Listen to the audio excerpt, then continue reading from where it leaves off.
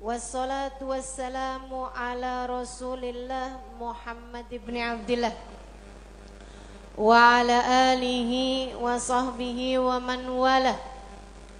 Subhanaka la ilma lana illa ma 'allamtana innaka antal alimul hakim. Rabbishrah li sadri wa yassir li amri wahlul 'uqdatan min lisani yafqahu qawli. Amma ba'du. Rahasia jalur langit, tema kita pada hari ini. Kenapa harus jalur langit yang kita tempuh? Bu, jalur darat itu macet. Dek, jalur darat itu punya banyak hambatan. Jalur darat itu sempit. Jalur langit lapang. Coba aja kalau kamu inget-inget. Ini kalau ngelihat di bawah nih kita kayak sumpek banget. Apalagi kalau kamu mulai ada di daerah-daerah padat Jakarta. Contohnya di Cawang. Ada Cawang bawah, ada Cawang atas, ada Cawang kamu. Sayang maksudnya ya. Ini banyak adik-adik nih. Cawang aku nggak, Dek?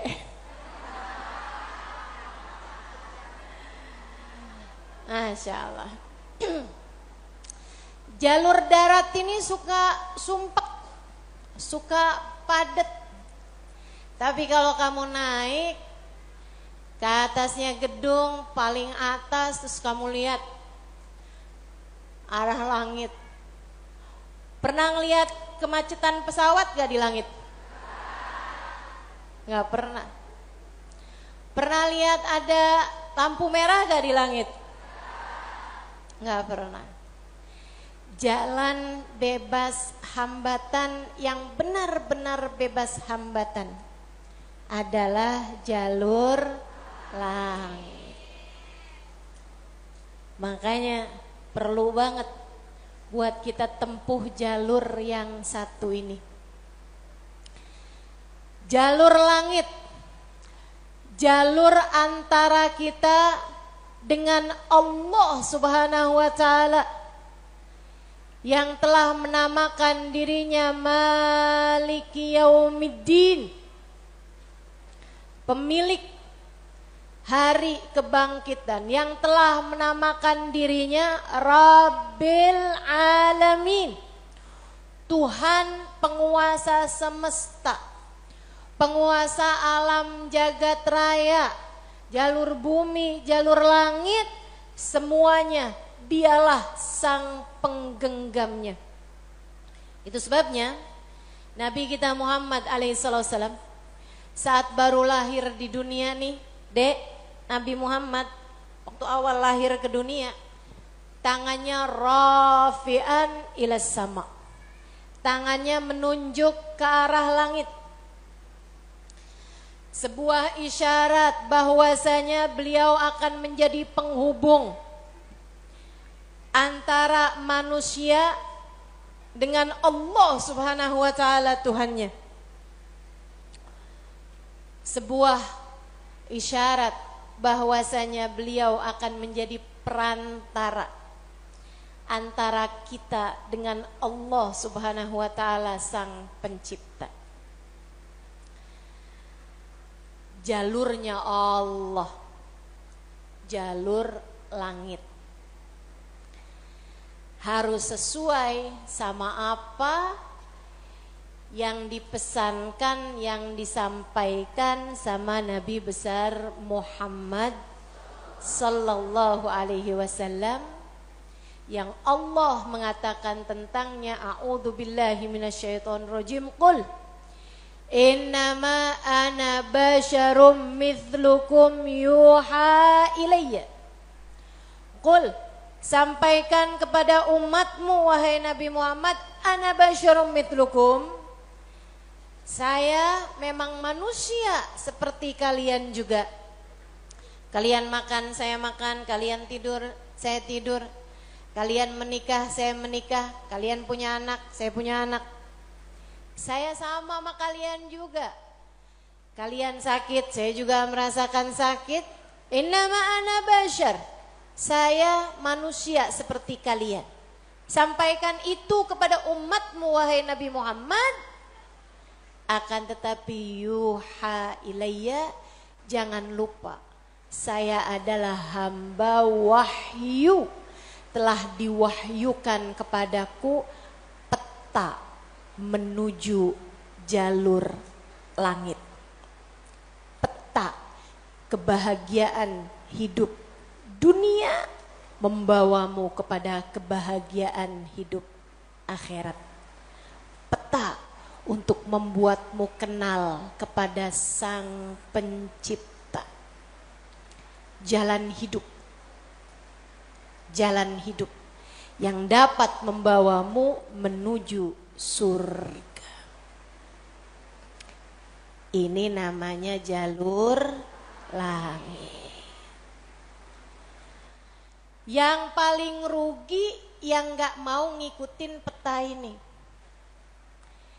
Yang paling sukses yang jalan hidupnya mengikuti peta ini, mengikuti jalur langit ini.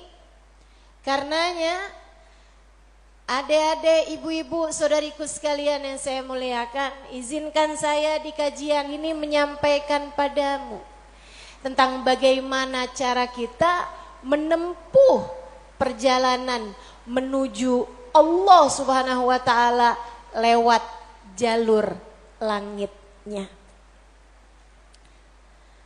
Biar gak sumpek hidupmu di dunia, biar matimu husnul khotimah, biar di akhirat nanti dapat masuk surga. Bukankah itu yang kamu mau? Bukankah itu yang kamu inginkan? Adik-adik, bukankah itu adalah cita-citamu? Betul? Bahagia di dunia, mati husnul khotimah, di akhirat masuk surga. Adakah keinginan lebih tinggi daripada itu? Adakah cita-cita lebih mulia daripada itu? Enggak ada. Mesti menempuh jalur langitnya. Karena surga adanya di langit. Karena segala kebaikan-kebaikan turun dari alam langitnya Allah Subhanahu wa taala menuju ke alam dunia ini. Saat kamu rasa dadamu sesak di dunia, maka naiklah ke atas dan menengadahlah. Maka dada langit siap untuk merengkuhmu, menjadikan sesakmu tak lagi bernilai apa-apa. Sesakmu jadi lega, sesakmu jadi lega. Ayo nih, buat adik-adik yang kegalauan mulu dengerin saya. Buat ibu-ibu yang pusing mulu, terutama kalau lihat sisa saldo akhir bulan, dengerin saya. Simak baik-baik jalur langit. Gimana sih caranya kita menempuh jalur langit? Pertama,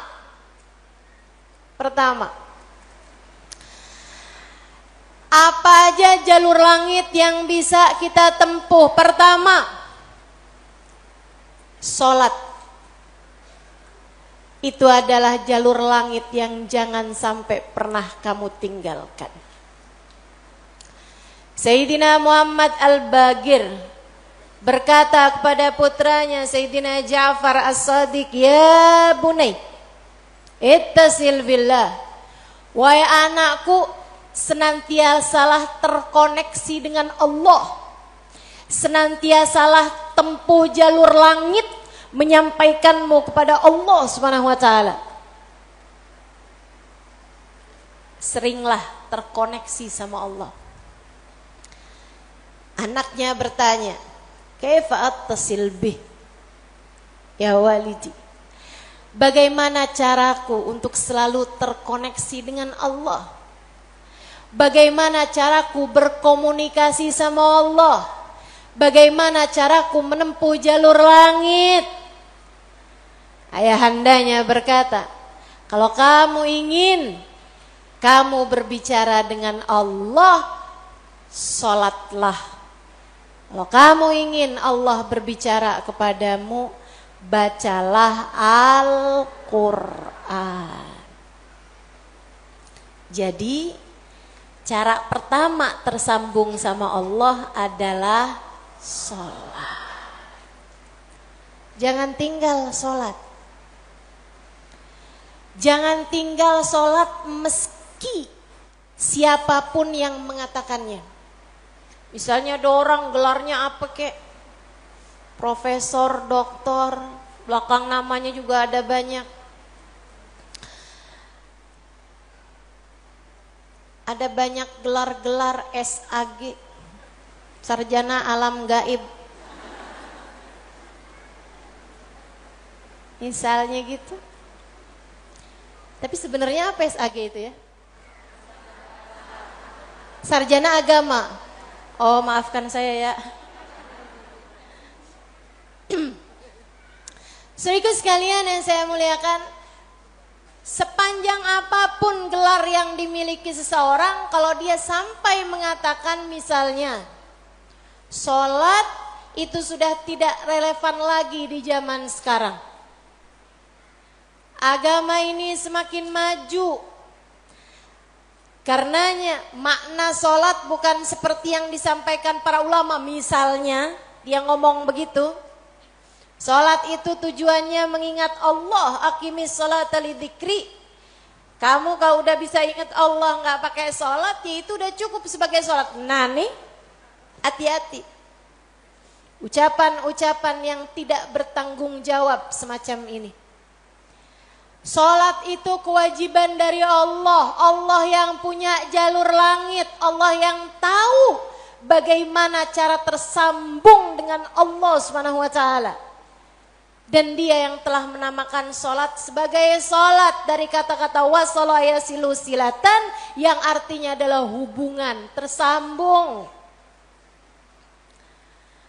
Orang yang punya sholat, menjaga sholatnya, dia akan senantiasa tersambung dengan Allah. Dia adalah orang-orang yang menjaga jalur langit.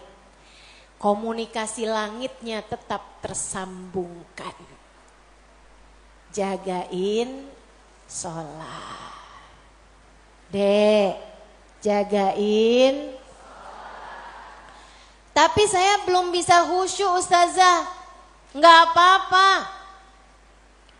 Saya masalahnya kalau sholat suka ngelambiar pikiran kemana-mana ustazah. Sama. Saya juga. Sama. Tapi enggak apa-apa. Jangan pernah tinggal sholat. Imam Ghazali bahkan menyebutkan salah satu penyebab kematian dalam su'ul khatimah. Salah satu penyebab iman tercabut dari dalam hati di saat kematian datang, na'udzubillah min dzalik, nomor 1 tarkus shalah, meninggalkan salat. Tiang agama kita. Siapa yang salatnya benar, ibadahnya benar. Siapa yang ibadahnya benar, hidupnya benar. Siapa yang hidupnya benar, bakalan matinya benar. Siapa yang matinya benar, di akhirat dapat kehidupan yang menyenangkan. Karenanya mesti, harus, nomor 1 kamu benahi dalam hidupmu, jangan tinggal sholat. Sesibuk apapun kamu, sholat jangan tinggal, dek. Sedang mengerjakan aktivitas penting semacam apapun, Sholat jangan pernah tinggal, Bu. Jangan pernah tinggal sholat. Sebab orang kalau lagi ninggal sholat, bukan hanya karena dia nggak mau sholat, tapi karena dia tidak diizinkan Allah untuk menghadap kepadanya, telah diputuskan jalur antara dia dengan Allah Subhanahu wa taala. Naudzubillah min dzalik, jalur langit telah terputus darinya. Itu kayak punya HP tapi nggak ada sinyal, nggak bisa dibikin apa-apa HP-nya. Punya HP nggak ada sinyalnya, Bu, nggak ada kartunya, mau dipakai apaan? Mau dipakai ngulek sambel? Ya kan enggak gitu. Karenanya teman-teman sekalian, sholat jangan tinggal. Kamu kalau dibikin sama Allah dalam hidup nggak ngerjain sholat, kamu perlu menangisi hal tersebut. Kenapa gitu? Saya sering sampaikan, orang ketika sholat bukan hanya karena dia mau sholat, akan tetapi karena dia masih punya nilai di sisi Allah, sehingga Allah masih izinkan dia untuk menghadap kepadanya. Kamu pernah gak, Dek, sebel sama orang sampai gak pernah mau lihat mukanya? Pernah? Sekarang saya tanya sama ibu-ibu, ibu-ibu pernah gak benci banget sama orang sampai gak sudi lihat muka dia? Pernah? Pernah. Kita tuh kayak begitu, kalau lagi benci sama orang, sebel sama orang, ngelihat mukanya kita gak mau. Allah juga gitu. Allah kalau benci sama satu makhluknya, sama seorang hambanya, Allah gak akan izinkan orang tersebut menghadapkan dirinya kepada Allah dalam sholat-sholatnya. Dia kirain dia yang gak mau sholat, padahal Allah yang gak mau dia menghadap kepadanya. Telah diputus jalur antara dia dengan Allah Subhanahu wa ta'ala. Na'udzubillah min dzalik. Ada yang nanya sama saya, Ustazah, saya nih kan lagi belanja nih Ustazah, kan sibuk tuh kan. Belanja di mana? Di mall Ustazah. Boleh gak Ustazah saya jamak sholat saya? Lah, nge-mall di jamak sholat. Ada nih yang begini. Saya mau lihat di sini ada apa kagak nih. Belanja ke pasar, sholat udah sampai di jamak-jamak. Innalillahi. Boleh nggak Ustazah? Nggak boleh lah. Yang boleh jamak sholat itu kalau bepergian, itu pun juga dengan jarak keluar kota 82 km. Tapi kalau kurang dari itu, nggak boleh mengerjakan jamak salat. Katanya Nabi Muhammad, man jama'as salah bi ghairi udrin faqad atababan min abwabil kabair. Siapa yang suka ngumpul-ngumpulin salat, jamaah-jamaah salat tanpa ada alasan yang dibenarkan, dia sedang mendatangi salah satu pintu dari pintu-pintu dosa-dosa besar. Dia tanya, boleh gak Ustazah jamaah salat? Enggak boleh, kecuali karena ada alasan yang dibenarkan. Emang kenapa gitu Ustazah? Kamu kalau kepengen hidup dipentingkan sama Allah, maka kamu harus mementingkan Allah. Salat adalah gambaran tentang kamu mementingkan Allah, maka insya Allah hidupmu akan dipentingkan oleh Allah. Jalur langit yang pertama adalah salat. Makanya ada orang yang salatnya khusyuk-khusyuk. Ada orang yang sholatnya panjang-panjang. Tuh guru-guru saya tuh. Sholatnya panjang-panjang, terutama sholat sunnah. Kalau sholat fardu ringan-ringan aja. Karena beliau mengerjakan sholat fardunya berjamaah.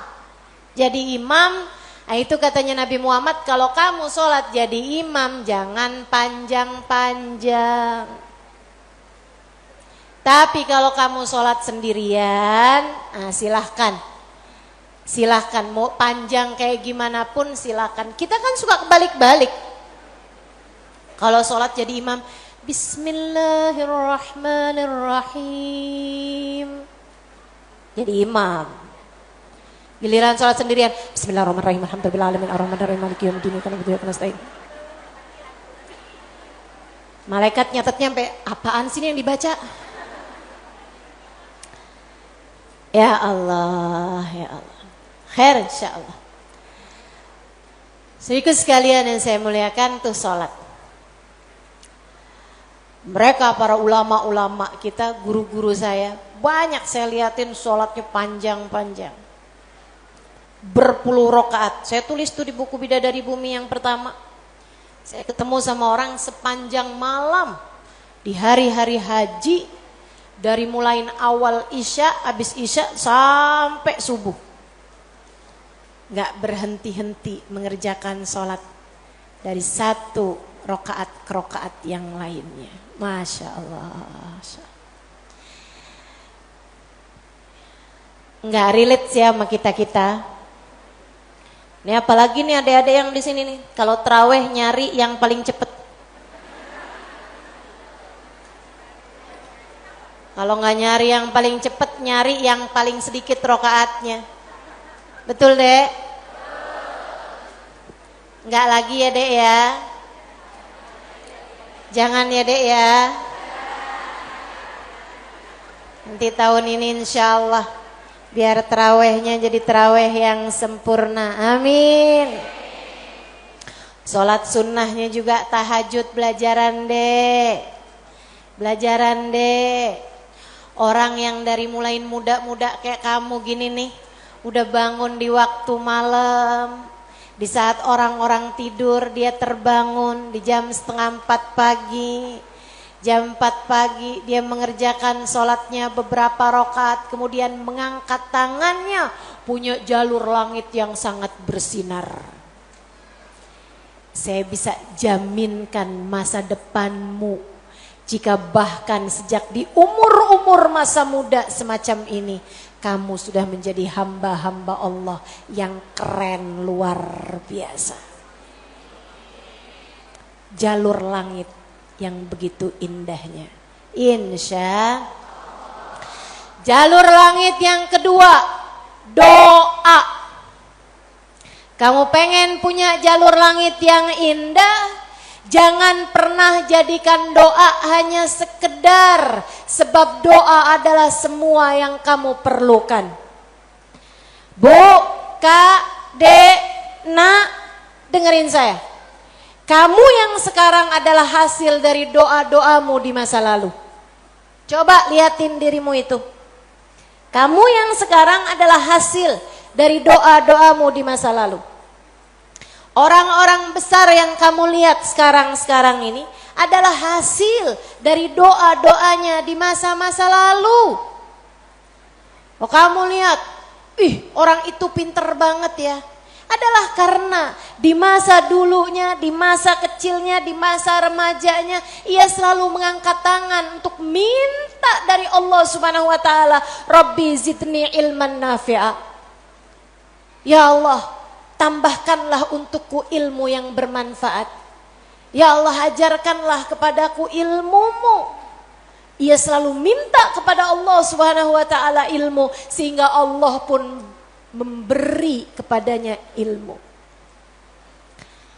Siapapun yang kamu kenal, orang-orang hebat-hebat yang ada di sekitarmu, itu adalah hasil dari doa-doanya di masa-masa lalu. Tinggal kamu lihat dirimu itu. Kamu pengen jadi kayak gimana? Tempuhlah jalur langit dengan perbanyaklah berdoa. Dan itu bukan hanya urusan dunia, urusan akhirat lebih jelas lagi. Sampai saya pernah dengar satu cerita, ada 2 orang. Ibadahnya di dunia sama, ibaratnya nilai rapotnya nih sama persis. Nilai rapotnya sama persis waktu hidup di dunia. Dua-duanya sama-sama soleh, dua-duanya sama-sama baik. Akan tapi yang satu dimasukkan ke dalam surga yang bawah, yang satu dinaikkan ke surga Firdausul A'la yang paling tinggi. Yang dinaikkan di surga yang bawahnya, dia protes, ya Rob, dia nilainya sama loh sama saya. Kenapa kok dia dikasih surga yang paling atas sementara saya di surga yang bawahnya? Walaupun surga tuh biar kata di emperan enak. Tapi ya masa kamu mau minta surga yang emperan? Sehingga sekalian, hadir majelis aja di emperan gak enak. Apalagi di surga. Dia tanya sama Allah, ya Allah, kenapa kami berdua nilainya sama tapi dia dinaikkan di surga Firdaus yang paling tinggi sementara saya tidak? Kata Allah, karena dia memintanya sewaktu hidup di dunia dan kamu tidak pernah memintanya kepadaku. Itu sebabnya Nabi Muhammad mengatakan, idza sa'altumul jannah fas'alu al-firdausal a'la. Kalau kalian lagi minta surga, jangan tanggung-tanggung, mintalah surga Firdaus yang paling tinggi. Gitu.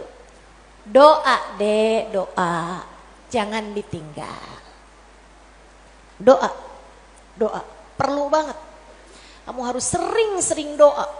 Ustadzah, doa yang paling bagus apa? Lah doa itu urusan minta kok. Maka mintalah sesuai dengan apa yang kamu mau. Saya punya cerita indah yang diceritakan oleh salah satu guru saya beberapa bulan yang lalu. Ketika kedatangan beliau ke Indonesia, namanya Hubabah Syarifah bintul Habib Muhammad bin Abdul Al-Haddar. Beliau datang dari Sewun, Hadramaut, Yaman. Saya menjadi penterjemah beliau kala itu, jadi saya ingat betul kisahnya. Salah satu dari kisah yang beliau ceritakan, kata beliau, ada seorang ibu-ibu datang kepada ayahanda saya. Ayahandanya seorang ulama terkemuka. Namanya Habib Muhammad bin Abdul Al-Haddar, guru dari guru saya. Guru dari guru-guru saya. Sekaligus ayah dari guru-guru saya. Ayahandanya Hubabah Syarifah, ayahandanya Hubabah Nur, ayahanda Hubabah Maryam. Habib Muhammad bin Abdullah Al-Haddar, pemilik Ribat Bayda di kota Bayda, Yaman sana itu. Sehingga sekalian, beliau seorang pendakwah, seorang yang mustajabud dakwah, yang doanya mustajab. Satu waktu ada seorang ibu datang dalam keadaan menangis terisak-isak kepada ayahandanya di saat Hubabah Syarifah sedang ada di sisi ayahandanya. Ibu tersebut bilang, Habib, tolong doakan anak saya, Bib. Anak saya bandel sekali, Bib. Saya susah banget. Ajakin dia sholat susah, ajakin dia kerjain kebaikan susah. Anaknya bandel, gak mau denger apa kata saya. Tolong saya, Bib, doakan anak saya, apa yang harus saya lakukan. Beliau kemudian berkata, Bu, ibu kepengen anak ibu jadi anak yang soleh. Iya, Bib, pengen banget Bib. Ibu, doa seorang ibu untuk anaknya setara doa Nabi bagi umatnya. Maka doamu untuk anakmu lebih mustajab daripada doa siapapun untuk anakmu. Saya bisa bantu kamu buat doa, mintakan kepada Allah Subhanahu wa taala. Akan tetapi doamu tentu lebih mustajab daripada doa saya untuk anakmu. Ibu dengerin. Bu. Jadi gimana saya, Bib? Ibu bangun di waktu malam. Ibu tahajud beberapa rakaat. Kemudian seperti kamu menangis di hadapan saya untuk minta anakmu didoakan oleh saya, menangis pulalah di hadapan Allah. Sampaikan kepada Allah apa yang kamu sampaikan kepadaku, atau apa yang ingin agar saya sampaikan kepada Allah tentang anakmu, sampaikan pula itu kepada Allah Subhanahu wa taala. Baik, Bib, pulang. Dikerjain. Nah, itu perempuan kalau solehah gitu tuh. Kalau dengar kebaikan, sami'na, saya dengar, kemudian saya patuhi. Ini yang dengar di sini juga insya Allah seperti itu. Apa yang didapat pada hari ini semoga dapat diamalkan. Yang pertama tadi jangan tinggal. Yang kedua tadi barusan ini perbanyak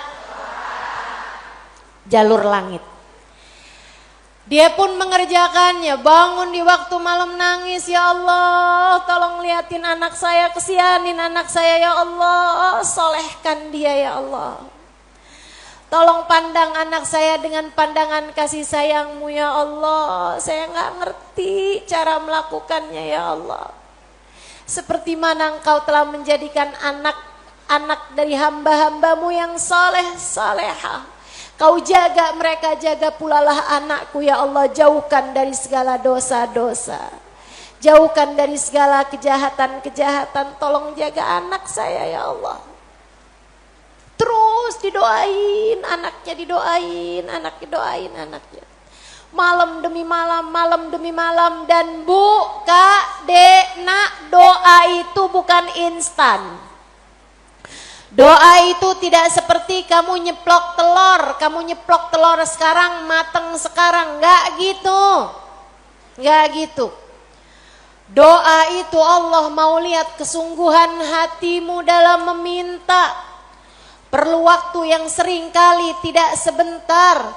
Sebab Allah mau melihat kesungguh-sungguhanmu. Karenanya kalau doamu belum diijabah, jangan menyerah. Dek, kalau doamu belum diijabah, jangan nyerah. Kamu masih sangat mungkin untuk diijabah doamu selagi kamu tidak berhenti berdoa. Ingat-ingat ucapan saya.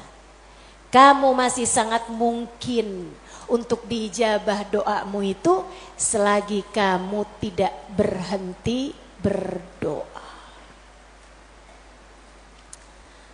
Doa terus. Kata Hubabah Syarifah, setahun, 2 tahun, 3 tahun, 4 tahun, 5 tahun, 6 tahun.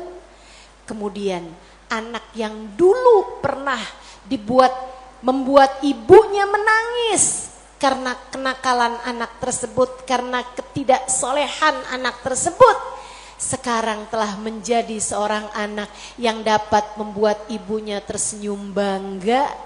Di usia-usia hampir 20-an tahun, anak tersebut menjadi anak paling soleh di kampungnya. Hafal Al-Quran 30 juz dengan 7 bacaannya, qiraatus sab'ah.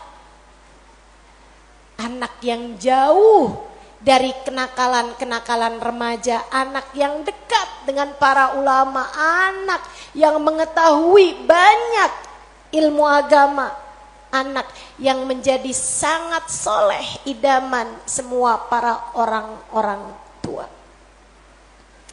Jangan nyerah, jangan nyerah.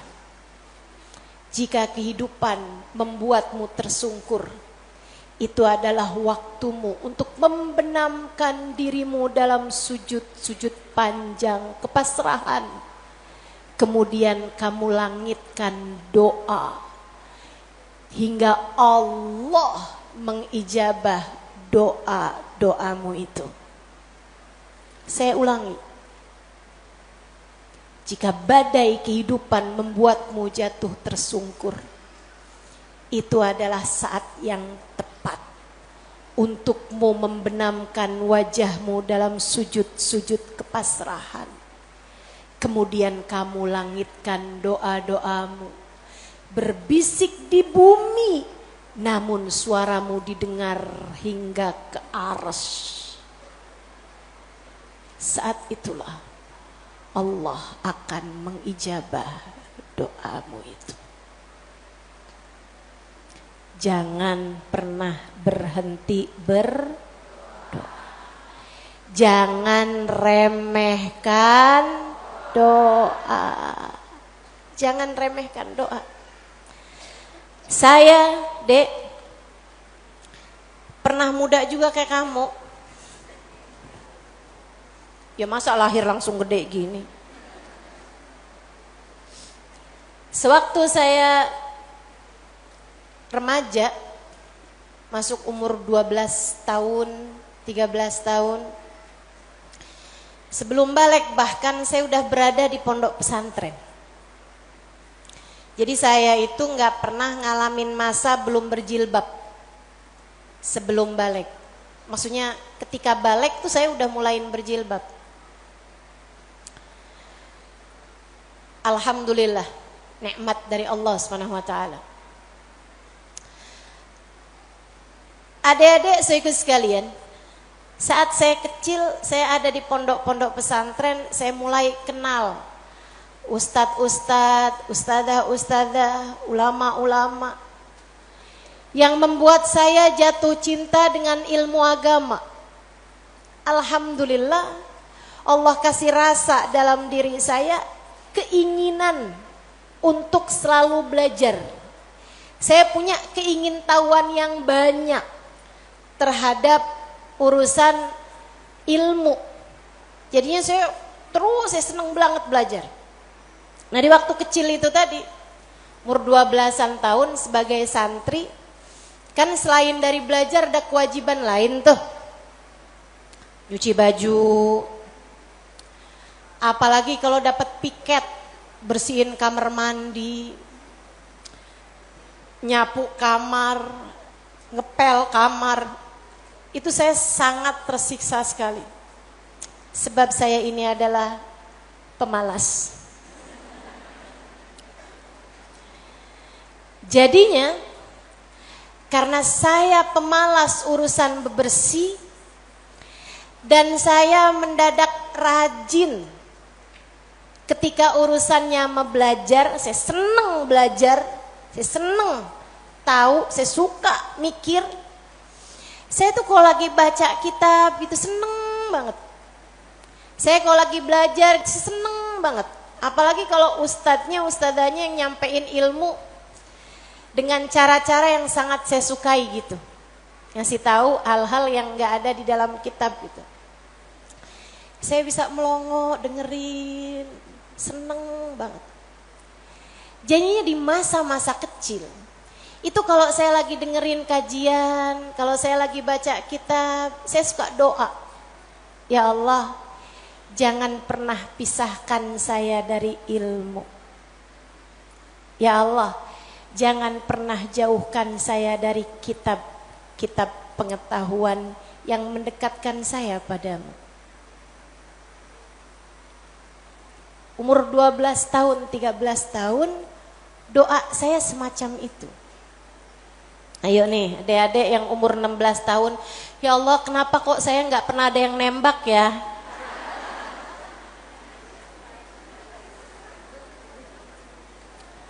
Kata Allah, ya karena aku sayang padamu. Karena aku berkehendak untuk menjagamu gitu. Ini malah dipertanyakan, saya kurang cakep apa ya? Kok gak ada yang naksir sama saya gitu? Siapa kek tukang kebun? Satpam sekolah? Jangan ya dek. Jangan. Kalau kakak kelas boleh ustazah, jangan juga. jangan pacaran. Adik-adik istriku sekalian, sebaliknya ketika saya mulain, kalau saya lagi nyapu, saya lagi nyuci baju, apalagi kalau saya udah mulain harus nyikat kamar mandi, rasanya saya keberatan sekali. Saya sambilan nyikat kamar mandi sambil doa, ya Allah yang beginian saya nggak usah dikasih dong. Ya Allah selamatkan saya dari hal-hal yang semacam ini. Alhamdulillah, alhamdulillah. Saya habisnya itu juga mondok-mondok pesantren, tapi bisa dihitung dengan jari waktunya di mana saya harus nyuci baju, di mana saya harus ngepel, di mana harus nyapu gitu. Kayak alhamdulillah, saya punya banyak orang-orang yang mau mengerjakannya buat saya. Alhamdulillah. Allah bakal kasih. Kata Allah Subhanahu wa taala, "Ud'uni astajib lakum." Mintalah kepadaku niscaya akan aku ijabah. Minta, doa, jangan berhenti berdoa. Ayo adik-adik, kamu punya panjang masa depan insyaallah. Umurmu mudah-mudahan masih tersisa panjang insyaallah. Jangan sesali dengan di masa tua kamu enggak dikasih hal-hal besar dalam kehidupan karena kamu tidak pernah memintanya kepada Allah. Minta, ya Allah, pandanglah aku dengan pandangan kasih sayang-Mu. Ya Allah, seperti mana Engkau menjaga hamba-hamba-Mu yang soleh-solehah, tolong jaga saya juga ya Allah. Dek, minta sama Allah. Saya serius berkata padamu, dengarkan saya. Saya menyampaikan nasihat sebagai orang tua kepadamu, Dek, kepadamu nak. Minta sama Allah, yang dekat sama Allah.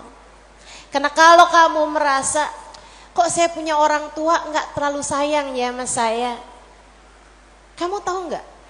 Kenapa dalam hidup kamu seringkali merasa bahwa orang tuamu nggak cukup sayang sama kamu, guru-gurumu sepertinya nggak sayang sama kamu, teman-temanmu kayaknya meninggalkan kamu. Kenapa Allah kasih rasa kayak begitu dalam hati kamu? Saya kasih tahu, saat Allah membuat hatimu patah dari berharap kepada manusia, itu adalah cara Allah untuk mengenalkan kasih sayangnya yang tak terbatas padamu. Dekatilah Allah. Orang lain mungkin merasa bosan denganmu, tapi Allah tidak. Allah tidak. Allah tidak akan bosan denganmu kecuali jika kamu yang bosan dengannya. Allah tak akan meninggalkanmu kecuali jika kamu yang meninggalkan Allah. Maka atas nama cinta saya sampaikan padamu, Dek, dengerin saya. Bu, dengerin saya. Atas nama cinta saya sampaikan padamu, jangan pernah tinggal Allah. Yang dekat sama Allah, mintalah terus kepada Allah. Mintalah terus kepada Allah. Minta pandangan kasih sayangnya tertuju padamu. Minta Rahman Rahimnya, rahmatnya Allah kasih kepadamu. Minta agar dalam keadaan apapun Allah tak pernah berhenti menyayangimu. Mintalah, mintalah. Permintaan yang tak akan pernah kamu sesali. Gak usah minta, ya Allah, jangan biarkan orang tua saya meninggalkan saya. Gak usah, gak usah. Kamu Bu, jangan minta, ya Allah, jangan biarkan hati suami saya berpaling dari saya. Kamu mau minta juga terserah. Tapi yang saya sampaikan padamu adalah bahwa hal yang semacam itu bisa kamu syukuri, bisa pula kamu sesali. Akan tetapi kalau kamu tidak ditinggalkan oleh Allah, sampai kapanpun tidak akan pernah kamu sesali.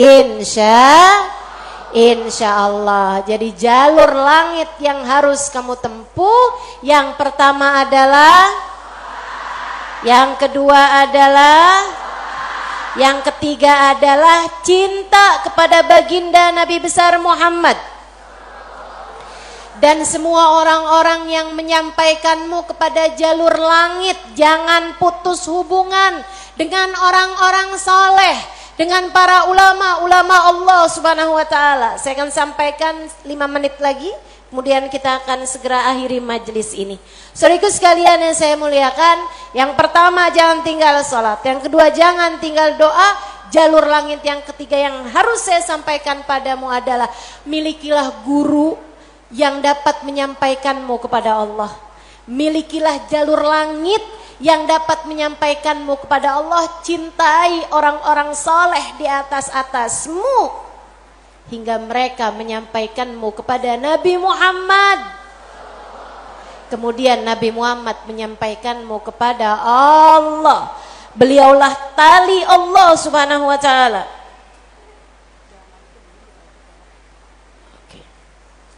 Beliaulah tali Allah subhanahu wa ta'ala yang terbentang kepada kita sekalian. Mudah-mudahan Allah subhanahu wa ta'ala senantiasa menyampaikan kita kepada Allah subhanahu wa ta'ala lewat jalur langit yang benar, jalurnya baginda kita Nabi besar Muhammad sallallahu alaihi wa ala alihi wasallam, manusia yang paling penuh kasih kepadamu. Andai kamu tahu seperti apa sayangnya Nabi Muhammad kepadamu, niscaya air matamu akan senantiasa meleleh karena rindu padanya. Andai kamu tahu seperti apa cintanya Nabi Muhammad kepadamu sebagai umatnya, niscaya kamu akan menyibukkan dirimu bersolawat kepadanya. Dan itu adalah merupakan salah satu dari tangga-tangga yang mendekatkanmu padanya. Andai kamu tahu seperti apa cintanya Nabi Muhammad dan pengorbanannya kepadamu, niscaya kamu tak akan berharap cinta manusia selain daripada cinta Nabi Muhammad sallallahu alaihi wasallam. Maka 3 jalur langit ini kalau kamu tempuh, kamu tidak akan pernah tersesat jalan. Kamu akan sampai di tujuan. Peta kehidupannya menjadi terbaca dan kamu akan melangkah tanpa keraguan.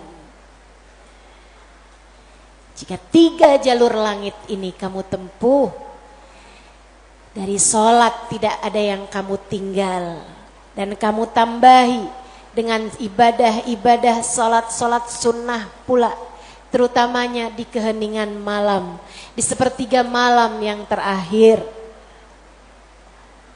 Juga doa. Dalam keadaan apapun kamu memperbanyak berdoa.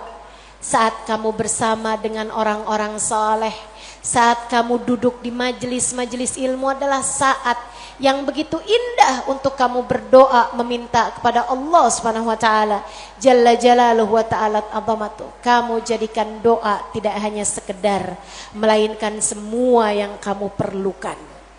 Kemudian besar cintamu kepada baginda Nabi besar Muhammad sallallahu alaihi wasallam, maka itulah 3 dari rahasia jalur langit yang dapat saya sampaikan kepadamu. Jika ketiganya benar-benar kamu amalkan hingga kamu mendapatinya dalam kehidupan, niscaya kamu akan sampai di tujuan.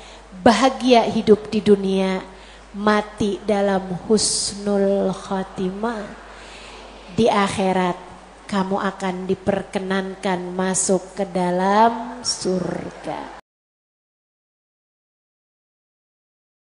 Hari Jumat, hari pilihan Allah Subhanahu wa taala, hari yang disukai Allah Subhanahu wa taala jalla jalaluh wa ta'ala azamatu. Karenanya sebagai umat Islam kita diminta secara khusus, sebagai umat Nabi Muhammad, di Jumat nih hadiah Allah buat Nabi Muhammad, dilipat gandakan amal-amal ibadah.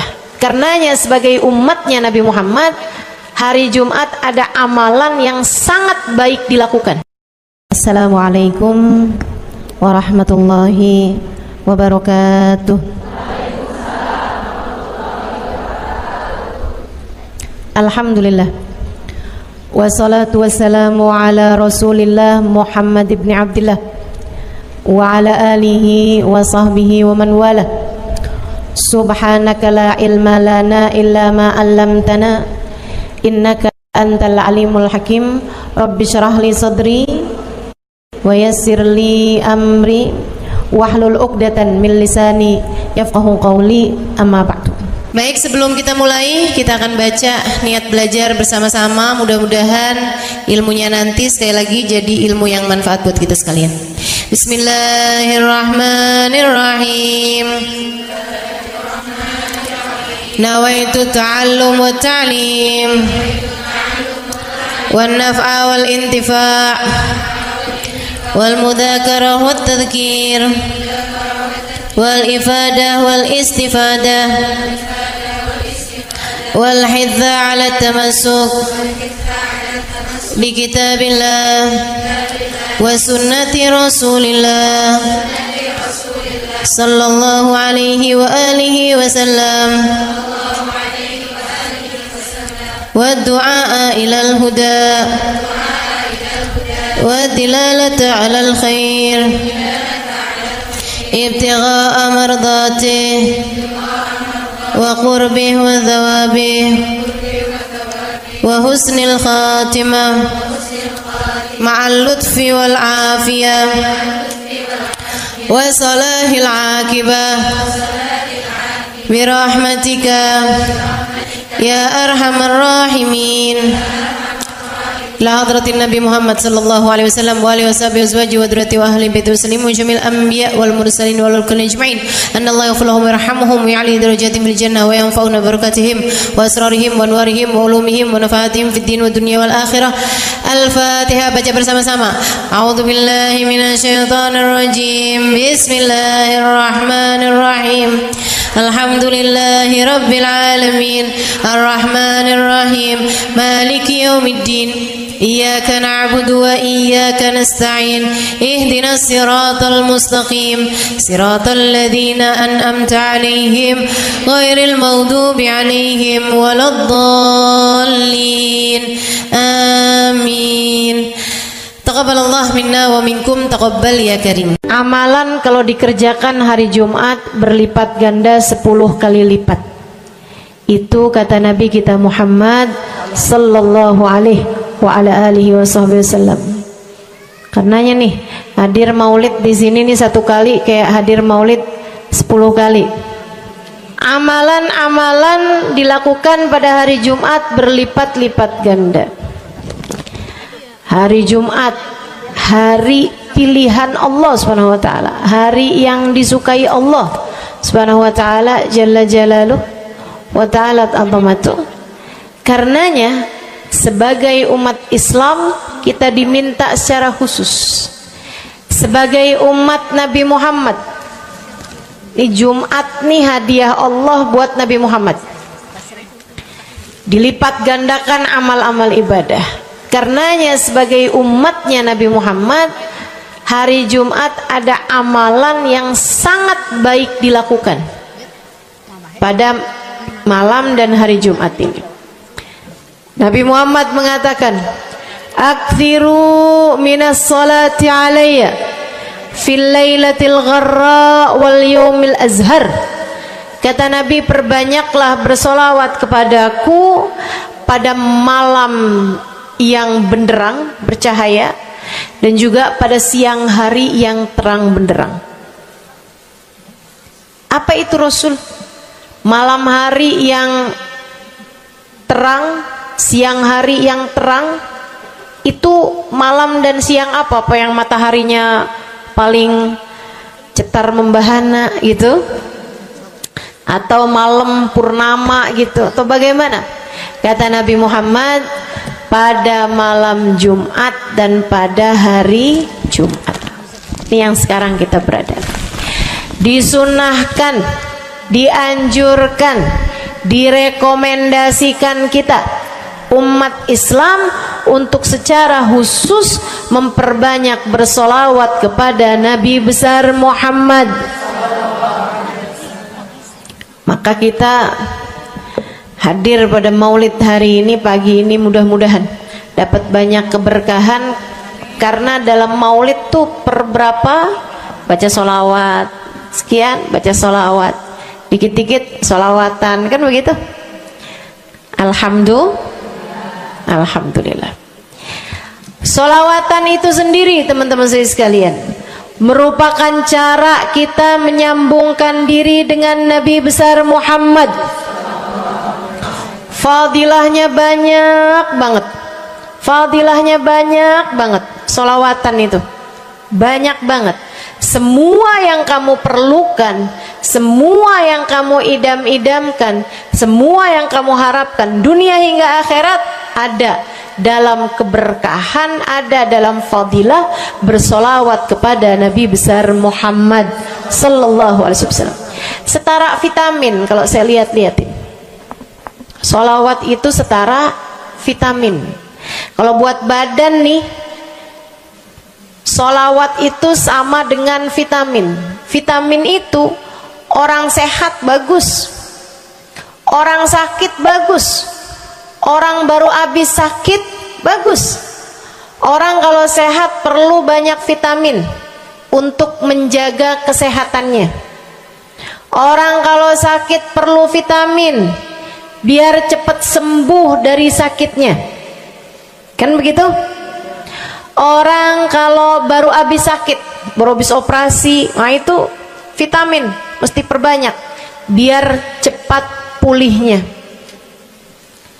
Demikian pula dengan vitamin bagi kehidupan dunia akhirat kita adalah solawat kita kepada Nabi besar Muhammad sallallahu alaihi wasallam. Orang kalau banyak baca solawatnya, insya Allah penyakit-penyakit hati ini mudah-mudahan disehatkan Allah.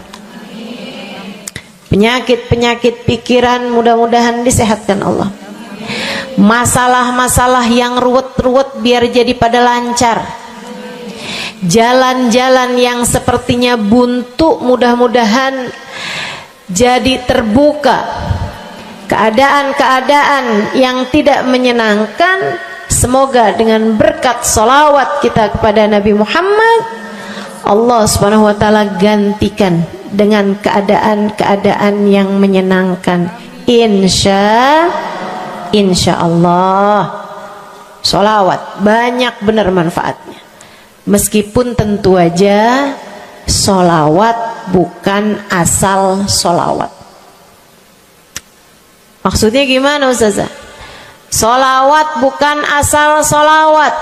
Solawatnya harus ditambahin plus 1 aja minimal. Ada beberapa, tapi seenggaknya 1 aja kamu punya.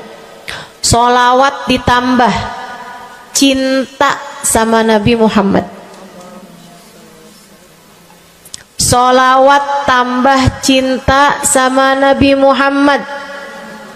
Solawat yang ketika kamu membacanya diiringi rasa rindu kepada Nabi besar Muhammad. Bukan asal solawatan kamu sambil nonton sinetron, Allahumma sholli ala Muhammad, Allahumma sholli ala Muhammad, Allahumma sholli ala Muhammad, Allahumma sholli ala Muhammad, Allahumma sholli ala Muhammad. Enggak gitu. Enggak gitu. Solawat diiringi rasa cinta, diiringi rasa rindu kepada Nabi besar Muhammad sallallahu alaihi wasallam.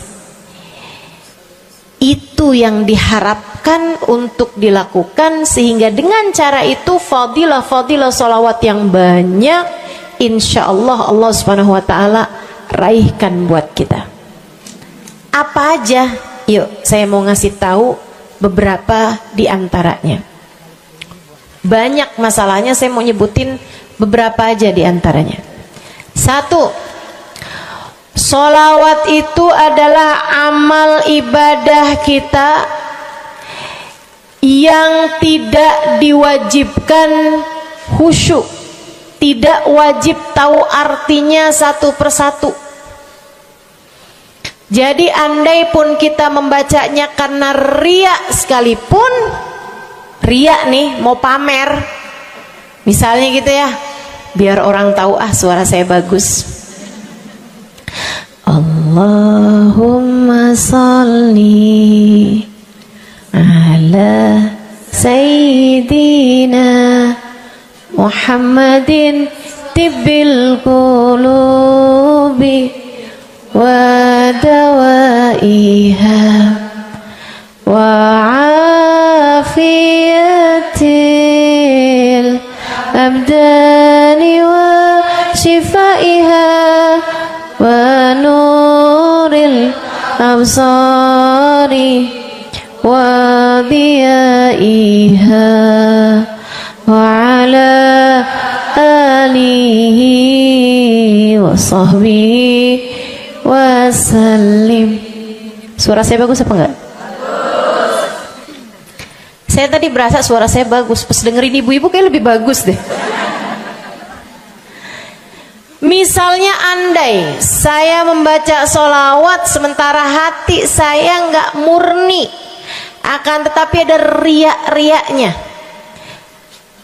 Hati saya nggak murni bener-bener nyari ridho Allah, akan tetapi masih ada kayak biar orang tahu saya rajin sholawatan, biar orang tahu nih saya sering bersolawatan, biar suami saya tahu nggak bawel mulu. Allahumma sholli ala sayyidina Muhammadin tibil qulubi. Kamu tuh dari tadi nonton aja Allahumma sholli ala sayyidina Muhammadin tibil qulubi. Misal gitu ya.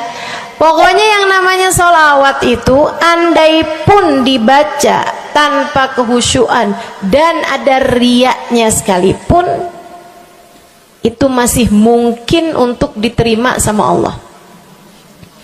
Katanya Imam Syafi'i alaihi ridwanallah, Imam Syafi'i radhiyallahu ta'ala anhu wa ardhah, beliau mengatakan kullu amal ibni adam bainal qabuli wa raddiha illa salatu alal habibi Muhammadi fa innaha maqbulatun hatman bighairi taraddudi.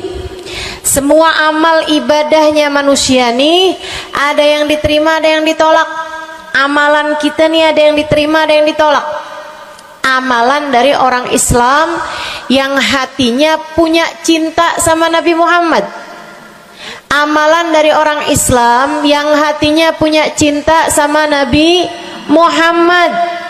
Sebab kalau hati udah nggak ada cinta-cintanya sama Nabi Muhammad, bahkan Islam pun sulit untuk dia pertahankan. Sebab syahadat tak hanya berisi la ilaha illallah, melainkan juga berisi Muhammad Rasulullah. Kata Imam Syafi'i, kullu amal ibni adam bainal qabuli wa raddiha.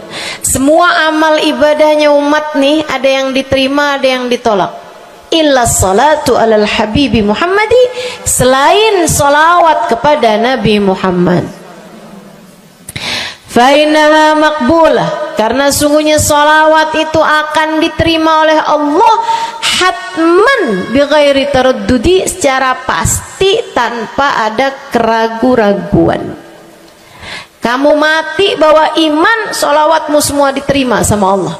Dengan syarat tadi, mati bawa iman, salawatmu akan diterima semua sama Allah Subhanahu wa taala jalla jalaluhu wa ta'ala azamatuh. Saya pernah nanya sama saya punya kiai di Tegal. Saya bilang, kenapa sholawat itu pasti diterima sama Allah? Beliau memberikan ibarat. Kata beliau, karena Nabi Muhammad itu kekasih Allah. Karena Nabi Muhammad itu manusia paling tercinta di sisi Allah.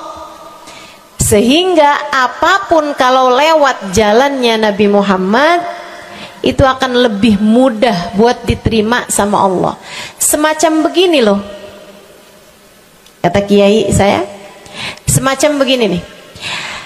Kamu kalau kirim surat misalnya ke gubernur, apalagi presiden, apalagi raja misalnya, kamu kalau mau kirim surat kepada orang besar, maksudnya orang yang memiliki kekuasaan atau pangkat atau apapun lah, nah itu kan mau nyampenya surat tersebut dari kampung nih, minta jalannya dibenerin, mau kirim surat ke gubernur, itu mesti lewat desa, habis desa ke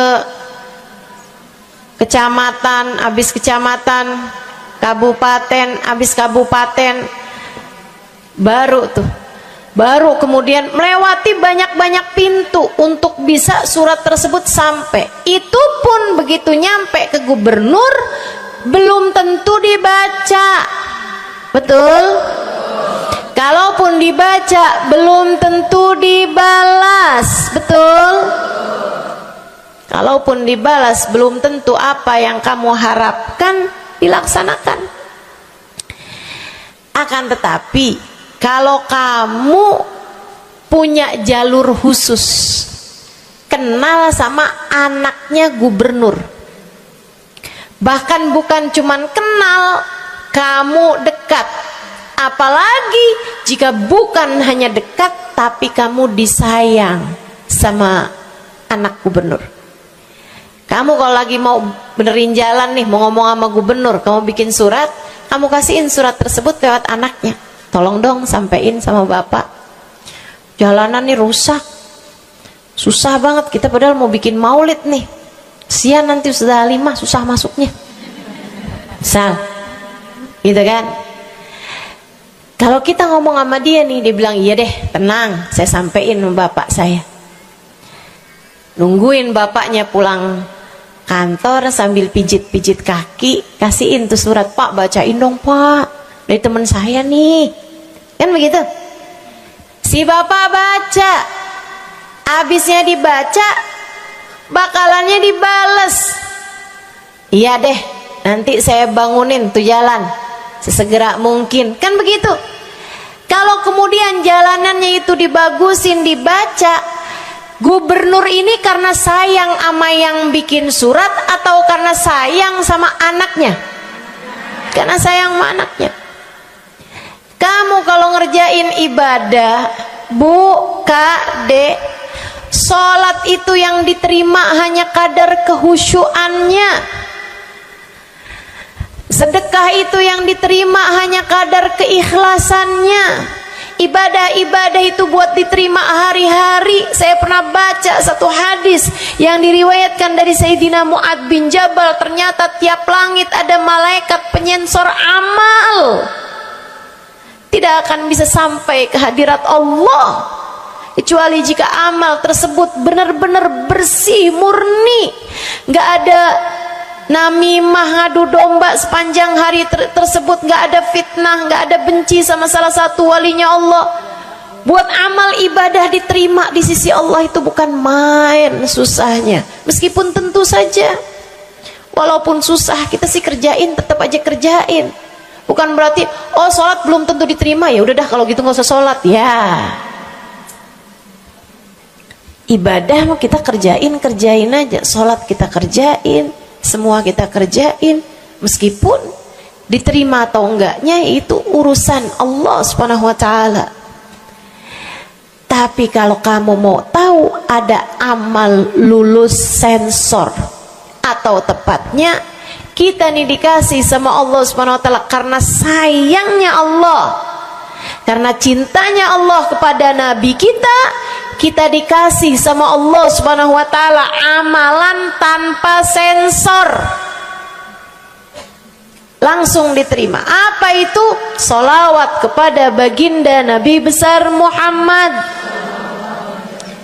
fa innaha maqbulatun hatman bighairi taraddudi. Sungguhnya salawat kepada Nabi Muhammad pasti akan diterima Allah Subhanahu wa taala tanpa ada keraguan-raguan.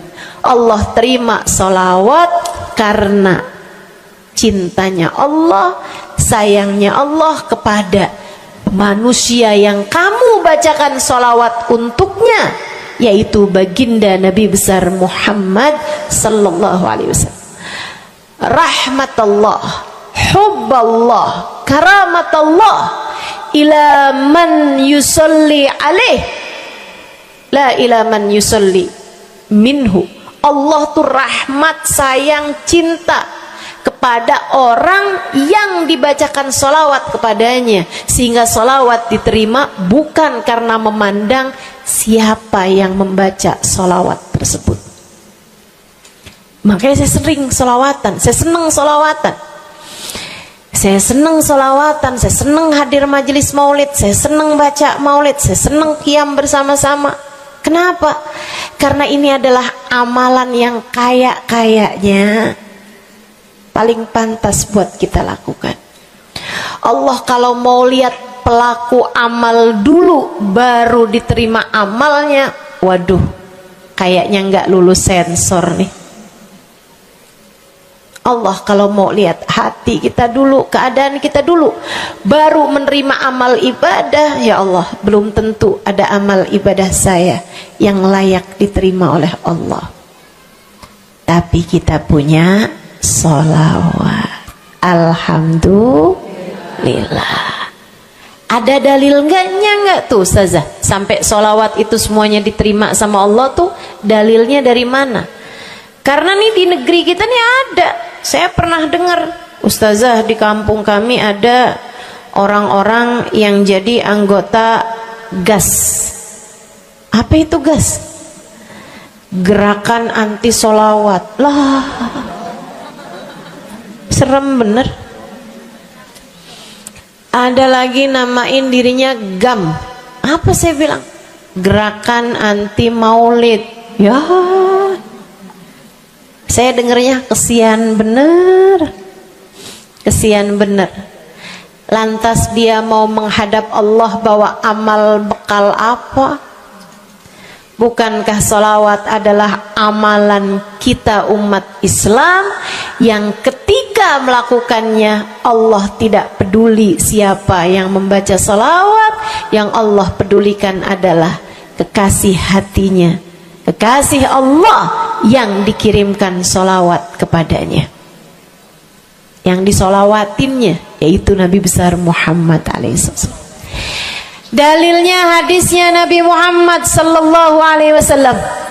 Kata Nabi Muhammad, mulailah doa kalian dengan salawat padaku, akhirilah doa kalian dengan salawat padaku, karena sesungguhnya salawat padaku akan diterima Allah. Masakah Allah menerima depan, menerima belakangnya, dan kemudian menolak tengah-tengahnya? Gitu kata Nabi. Diajarin, kamu kalau doa solawatan dulu, ntar abis doa juga solawatan lagi. Biar kenapa Rasul? Biar di awal diterima udah pasti, di akhir diterima udah pasti, tengah-tengahnya nih doa kamu biar diterima sama Allah SWT.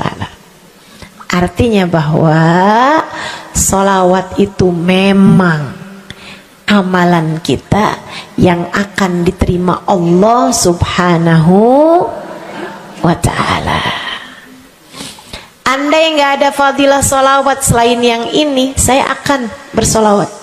Andai nggak ada fadilah lain nih, nggak ada solawat tuh fadilahnya cuma amal ibadah yang diterima sama Allah, saya mau kerjain. Karena nggak gampang mau nyari amal ibadah yang kita pantas diterima oleh Allah Subhanahu Wa Taala. Bu, solatmu seberapa mampu buat khusyuk?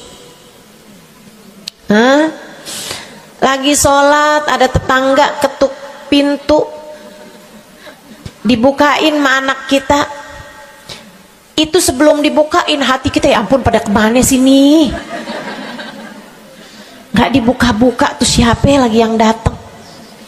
Kita udah sampai yang Bismillahirrahmanirrahim, sampai kita keras-kerasin.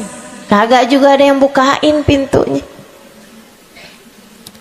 Udah berisik sholat kita bu, baca apaan, yang kita inget apaan. Habis dibukain pintu diomongin, iya nih mau ngundang tangga belakang rumah nih mau nyunatin anaknya. Nanti hari Minggu jam 8 pagi, iya ada pengajian, undang kiai dari kampung sebelah. Itu semuanya informasi yang disampaikan sama tuh tamu kita dengar semua. Sampai udah mikir mau ngamplop berapa enaknya ya. Panjang bener, betul begitu? Pakai baju yang mana ya? Betul begitu? Berisik. Ustazah kok tahu? Iya, nah saya juga gitu. Sholat kita masih bising, sholat kita masih berisik. Rasanya masih belum pantas sholat kita ini untuk bawa kita menuju surga. Belum pantas rasanya sholat kita ini untuk kita haturkan kepada Allah Subhanahu wa ta'ala. Sholat kita ini belum layak diterima, bagaimana mungkin untuk dibalas? Diterima aja masih belum pantas. Katanya Sayyidina Hasan Al-Basri alaihi ridwanallah, salah la tahdur fiha al-qalb fahiya ila al-uquba asra. Salat yang hati kamu enggak hadir di dalamnya lebih mendekatkanmu kepada azabnya Allah Subhanahu wa taala. Naudzubillah min dzalik. Gimana nih modelannya? Gak bisa kita andalkan sholat kita, meskipun tentu saja kita tetap harus sholat. Jangan tinggal sholat. Ninggal sholat tuh kayak lagi gunting-guntingin tali yang antara kita dengan Nabi Muhammad. Kita nih sama Allah dikasih banyak tali nih.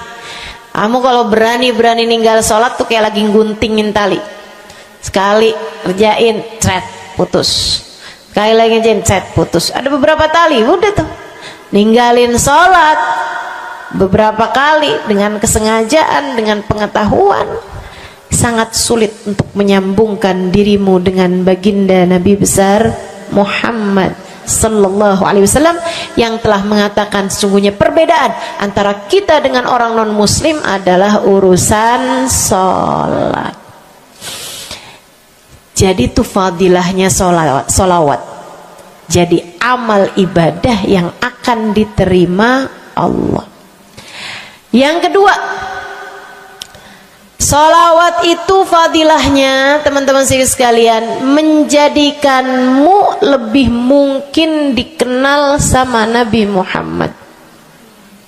Ini kalau buat saya penting banget.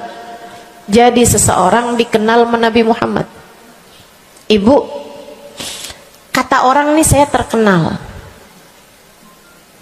Diam semua. Kata orang saya terkenal. Seenggaknya follower saya lebih banyak lah daripada ibu-ibu. Ya kan begitu? Seenggaknya yang dengerin kajian-kajian saya lebih banyak lah daripada yang dengerin ibu-ibu di rumah. Tapi ya Bu, kalau saya pikir-pikirin, sebenarnya dikenali sama siapapun itu enggak jadi manfaat kalau saya tidak dikenal sama Nabi Muhammad. Sebagaimana ibu-ibu, andai enggak ada siapapun mengenal dirimu Bu, kayak tetangga aja mau ngawinin kamu nggak diundang, misal andai nih saudara kita sendiri kenal tapi kayak nggak mau kenal gitu, andai nggak banyak orang kenal sama kita gitu kan, karena ya kita bukan sesiapa, misalnya gitu.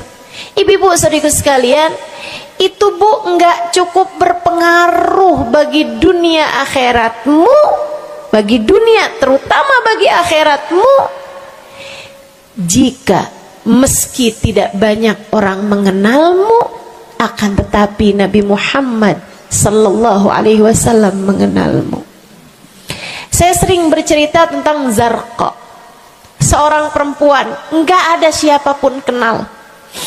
Tetangga-tetangganya kenal juga gitu aja, enggak ada yang sayang gitu, enggak ada yang cinta gitu kan, enggak ada yang perhatian gitu, juga biasa aja.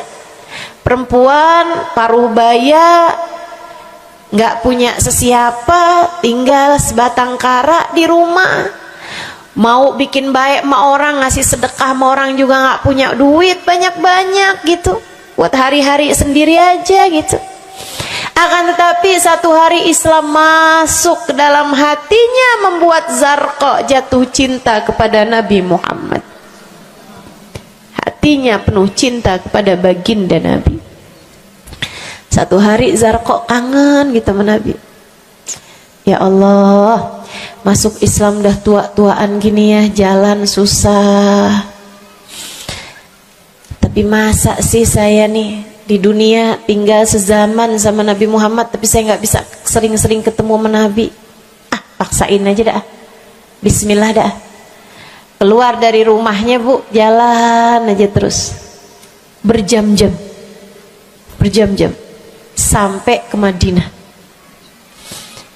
Di Masjid Nabawi, Masjid Madinah, masjidnya Nabi, duduk nungguin Nabi. Mau ngetuk pintu nggak sopan, berasa nggak adab, nggak akhlak, ngetuk rumah Nabi Muhammad alaihissalam. Nungguin di luar di masjid. Sambilan nungguin dilihat ada sampah, ada kotoran-kotoran di sekitar masjidnya Nabi. Di lantainya kan tanah, dindingnya juga bukan sesuatu yang ini gitu, nggak dicat juga gitu kan. Akhirnya diambilin sampah-sampah tersebut, dibersihin masjid Nabi Muhammad, disapuin sama dia masjid Nabi. Dia melakukan itu bukan karena apaan sih nih orang-orang nih masjidnya dibiarin kotor, astagfirullah, nggak gitu. Tapi dia melakukan itu bukan sambil ngomelin orang-orang yang buang sampah sembarangan, akan tetapi karena rasa cinta kepada baginda Nabi besar Muhammad sallallahu alaihi wasallam. Nabi keluar, disamperin Bu sama Nabi Muhammad. Karena Nabi itu urusannya urusan hati. Jadi kamu kalau kepengen dikenalin sama Nabi, bukan dengan wah ada maulid Nabi nih saya harus duduk paling depan. Enggak. Urusan sama Nabi itu urusan hati. Urusan sama Nabi urusan rasa. Bagaimana kamu terhadap Nabi Muhammad sallallahu alaihi wasallam, seperti itu pula lah Nabi Muhammad kepadamu. Kamu sering merasa rindu sama Nabi, Nabi juga rindu sama kamu.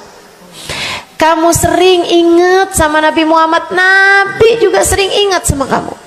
Tapi kalau kamu lupa sama Nabi Muhammad, kalaupun lagi dengerin kajian tentang Nabi Muhammad, bosen Nabi Muhammad mulu yang diceritain, astagfirullah. Atau kamu baru ingat sama Nabi Muhammad di saat-saat seperti ini, pas udah pulang ke rumah, mikirin urusan tagihan listrik, mikirin urusan makan siang, makan malam, harus masak apa, sampai Nabi Muhammad nggak pernah lagi ada di pikiran kamu. Kalau seperti itu jangan salahkan siapa-siapa. Jika kamu pun juga menjadi seseorang yang dianggap lalu saja oleh Nabi Muhammad, nggak dikenali secara khusus. Nabi Muhammad kenal sama semua umatnya, betul, tapi dikenali secara umum. Pengen dikenali secara khusus, nih dia nih caranya. Zarqa Bu disamperin sama Nabi Muhammad, hatinya punya rasa cinta, khidmah sama Nabi Muhammad alaihissalam. Samperin sama Nabi, tanyain, Bu, dari mana? Saya nggak pernah lihat ibu selama ini. Saya dari kampung saya, Rasul. Sebutin nama kampungnya. Misalnya gitu. Apa tuh tadi? Soreang. Nah, itu. Jambu. Dari Jambu. Kamu dari mana? Dari Jambu. Berasa ulet ya? Keluar dari Jambu.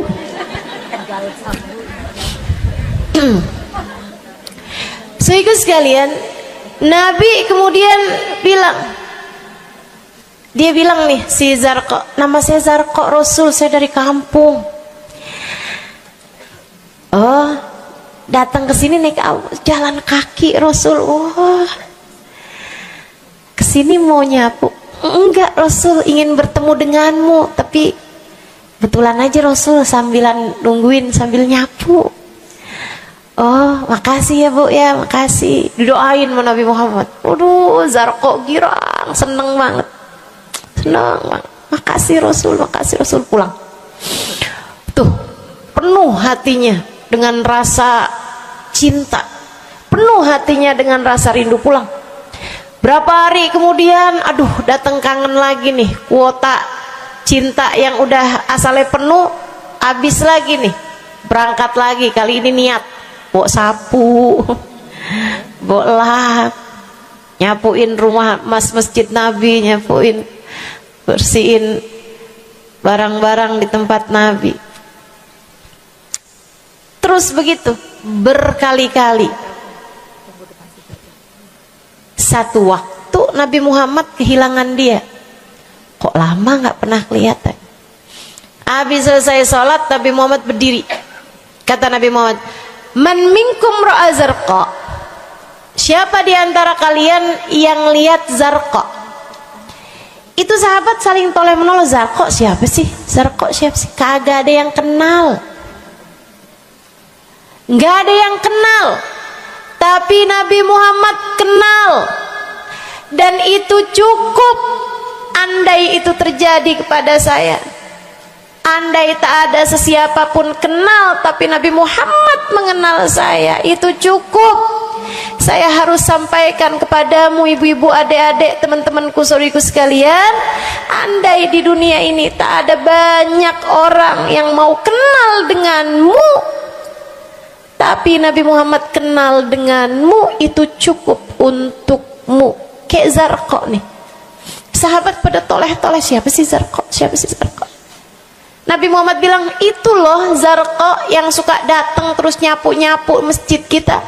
Oh, itu Zarqa namanya. Nggak pada tahu. Karena nganggap lalu aja, sambil lalu aja liatnya.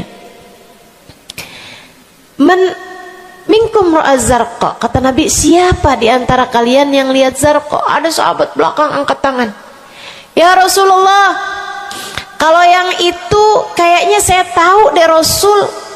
Dia tetangga walaupun agak jauh dari saya, tapi ya masih sekampung sama saya Rasulullah. Kata Nabi, bagaimana keadaannya? Sudah lama nggak lihat dia. Apakah dia sakit? Innaha matat ya Rasulullah. Dia udah meninggal dunia wahai Rasul. Merah padam muka Nabi Muhammad karena marah. Kata Nabi Muhammad, "Halla tukhbiruni hatta usalli 'alaiha." Kenapa kamu nggak ngabarin saya waktu Zarqa meninggal? Saya kepengen nyolatin dia. Sahabat itu bilang, "Edir nih ya Rasulullah, maafkan saya wahai Rasul. Rumahnya jauh dan saya nggak tahu bahwa engkau kenal sama dia." Masuk di akal juga kan alasannya. Dan Nabi memang menerima alasan dari seseorang ketika dia berbuat kesalahan-kesalahan. Kata Nabi, kamu tahu kuburnya? Tahu Rasul? Idan dullani ala qabriha hatta usalli 'alaiha. Kalau gitu tunjukin saya di mana kuburnya, saya akan mensolati dia dari depan kuburnya. Bu, Nabi berdiri, sahabat ini berdiri, sahabat-sahabat semasjid berdiri. Mereka ikut semuanya jalan barengan sama Nabi berjam-jam jauhnya, hanya untuk Nabi Muhammad mensolati seorang perempuan yang bahkan tidak ada sesiapa pun yang mengenal dia. Bu, orang kalau disolatin sama Nabi, kebayang kayak apa nikmat kuburnya. Orang kalau kalau di dunianya dicari menabi kayak begini, di akhiratnya pasti dicari menabi. Orang kalau dicari sama Nabi Muhammad di akhirat, kelar semua urusan, beres semua urusan, hisab, adab lewat semuanya, dicari sama Nabi Muhammad.